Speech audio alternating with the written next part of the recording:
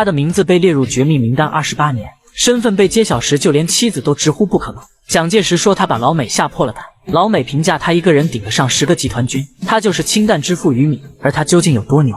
他只用了2年0 8个月时间，就自主研发出我国第1枚氢弹，并在罗布泊试爆成功。要知道，在此之前，中国的氢弹理论一片空白，骄傲的美国人不肯相信，一度怀疑是内部泄了密。要知道，美国研发氢弹用了7年0 3个月。苏联用了6年0 3个月，英国用了4年0 7个月，而这其中到底隐藏了什么样的秘密？1965年9月，于敏带领氢弹研究小组赶赴上海，对氢弹构型进行最后的演算与设计。经过100多天艰苦卓绝的奋斗，氢弹理论研究取得重大突破。研究所主任老郝得知这个消息后激动不已，于是第2天就匆匆赶到了上海。他给于敏带了一瓶酒，感谢他为祖国的默默付出。老爷，功勋呢？喝不干。而此时，其他的组员也在喝酒庆祝，但喝着喝着就伤感起来。因为机密工作的原因，很多人都落了个妻离子散的下场。我老婆居然跟我说他不需要我，没关系，祖国需要我。他们舍小家为大家，某天也许会头顶光环，但背后的辛酸又有几人能够看到？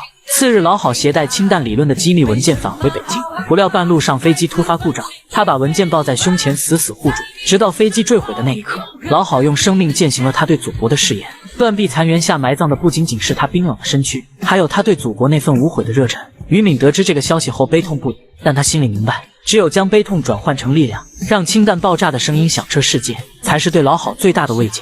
不久后，于敏回到了北京，却发现家里空无一人，门上还上了一把锁。询问邻居后得知，妻子带着孩子搬家了。几经周折后，于敏终于找到了新家。于心，你找谁？离家太久，儿子竟然都不认识他了。饭桌上，儿子向他提出了灵魂拷问：你是谁？这是咱爸呀。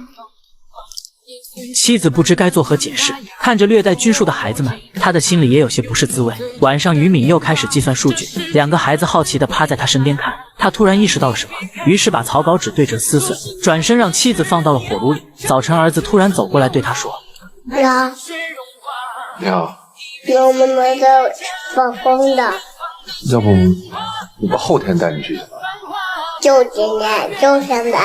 于敏答应给他做一个木头飞机，但就是这样一个小小的承诺，却在未来的几年后才得以兑现。1965年12月，于敏3人赶赴青海研制基地，执行氢弹的加工制造任务。基地工作人员对几人的到来热烈欢迎，众人让于敏给大家讲2句长长士气，但不善言辞的科学家只是反复重复了一句话：氢弹设计在理论上已经取得了突破。氢弹设计在理论上已经取得了突破。一路走来，他们背负了太多不被家人理解的委屈，失去战友的痛苦。虽然道路崎岖，脚步沉重，但脚印却愈发的清晰起来。来到何不见的加工车间，工艺组组长范师傅向于敏提了个问题：你们设计的氢弹外壳的形状怎么那么奇怪呢？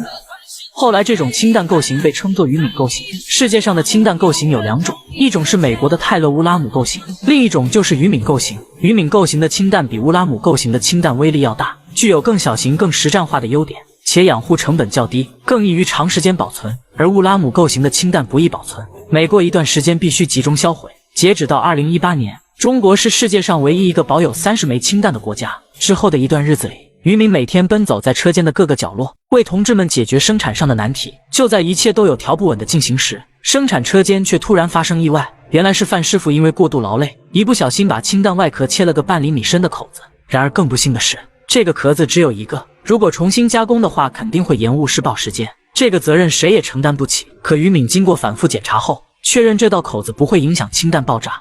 我担保，这道沟不会影响未来氢弹的爆炸。老于，如果需要的话，我可以担责。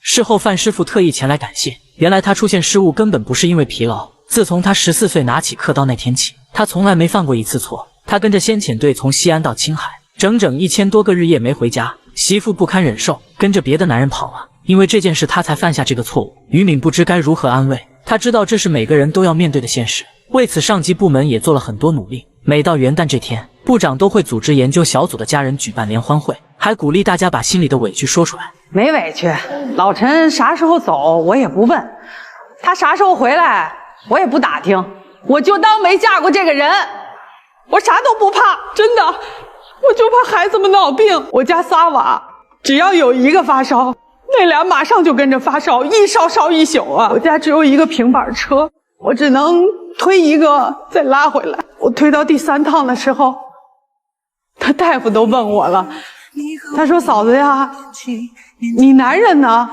啜泣声回荡在屋子里的各个角落，像一根根刺，狠狠刺痛着部长的心。他多想大声地告诉大家，你们的男人是为祖国铸剑的英雄，但他却不能说。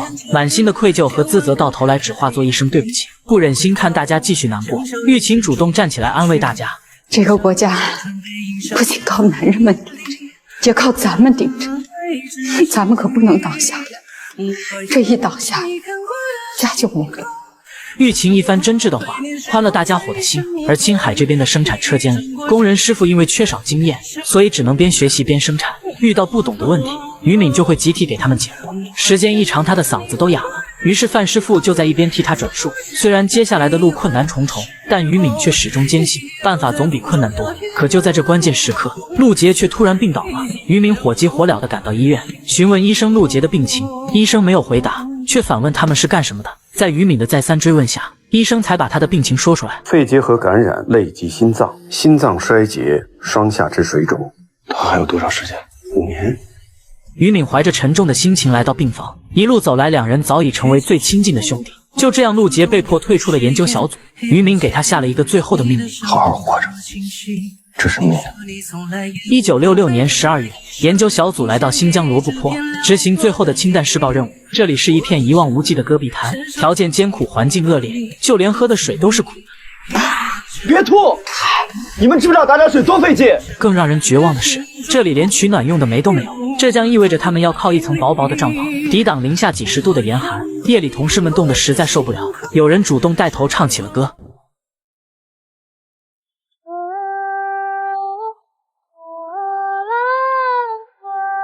其他人纷纷跟着唱了起来。他们仅凭一腔热忱来到这里，犹如风中之烛，摇曳生姿。火焰虽不壮丽，但却永远不会熄灭。黑夜终将会过去，黎明也必将到来。大雪覆盖了大地，为罗布泊带来了一份宁静与神秘。于敏不畏严寒，带着同事们实地勘测，但勘测设备却在运来的路上颠坏了。于敏要求马团长派人运一台新的过来，但来回的路程就要1000多公里，不仅要耗费大量的人力物力，时间上也根本来不及。为此，两人大吵一架。你知不知道，测验结果哪怕是一个小的疏忽，氢弹它就炸不响。你知不知道，为了等到这一天，成千上百个科学家从年初演算到年末，草稿纸可以铺满整个戈壁滩。由于缺少关键仪器，实地勘测任务只能暂时停摆。夜里，马团长特意找到于敏，他向于敏承诺设备会尽快运过来。两人促膝长谈，也从心底把彼此当成了朋友。经过研究小组20多天的努力后，氢弹研究终于迎来了最后的试爆时刻。随着远处的一朵蘑菇云腾空升起，正式宣告氢弹研究试验成功。临别前，马团长带着所有的士兵向于敏敬了个标准的军礼。不久后，于敏回到家中，看着面容憔悴的妻子，他不知不觉间红了眼眶。还活着呢，没死了。妻子一个人忙里忙外，于敏却什么忙都帮不上。他对妻子说起很久都不曾说的情话，满腔的委屈化作泪水，不争气的流了下来。妻子就像一块默默奉献的石头，铺垫着家庭幸福的路，而这背后的辛酸，只有他自己才能体会到。晚上，一家4口其乐融融地躺在床上，妻子的脸上也多了一丝笑容。第二天，于敏发现儿子有些不高兴，询问后才得知他在学校被欺负了，原来是别的小朋友嘲笑他没有爸爸。于敏听后决定为儿子撑腰，他特意来到学校，找到了那个孩子的家长。你儿子把我儿子推倒了，他得道歉。有这么回事吗？以后不能这样了啊！走吧。他需要道歉。道歉。道歉。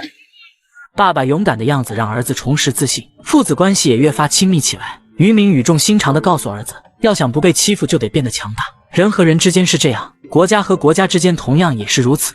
1967年，一架飞机飞到罗布泊上空，执行氢弹发射任务。5、4、3、2、1，起飞！